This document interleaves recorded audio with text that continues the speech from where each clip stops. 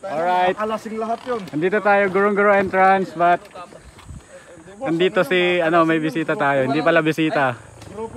Kasama natin si Kong Christian Yap. Ayan. Doon tayo sa kantin. Doon tayo magkita. No?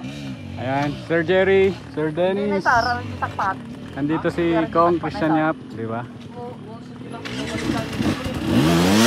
Kasama natin nagtitrail si Congressman Christian Yap. Pupunta kaming Labni to Duwag. Gurong-guro sana kami pero mas enjoy sa Labni Duwag kaya doon na lang kami. Change route. Ayan na guys. Umulan na, madulas na. Ang madali ay naging mahirap. Ayun si Congressman Christian Yap.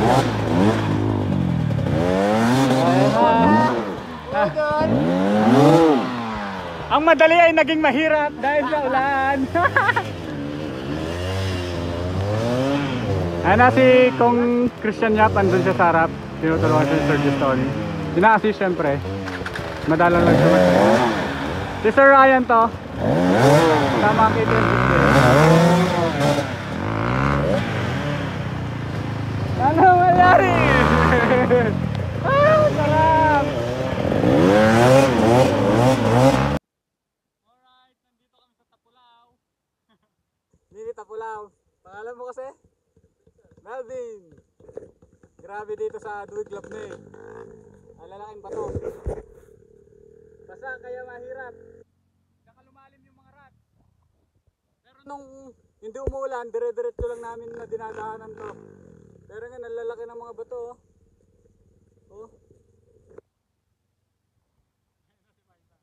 Hindi ko alam paano paakyat pero igagabang natin.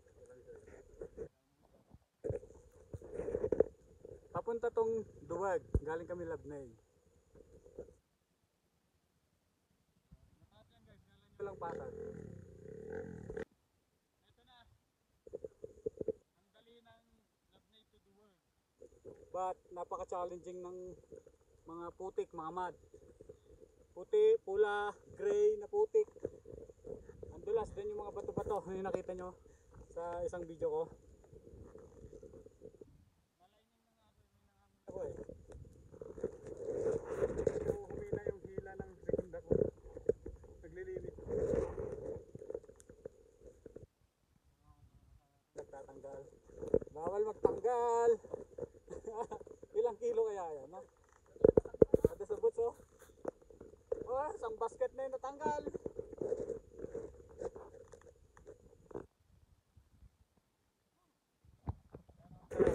Talagang mini Tapulaw. Malaki ng mga puto.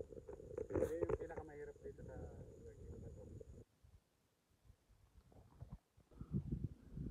Tignan nyo guys, ang baba ng ulap.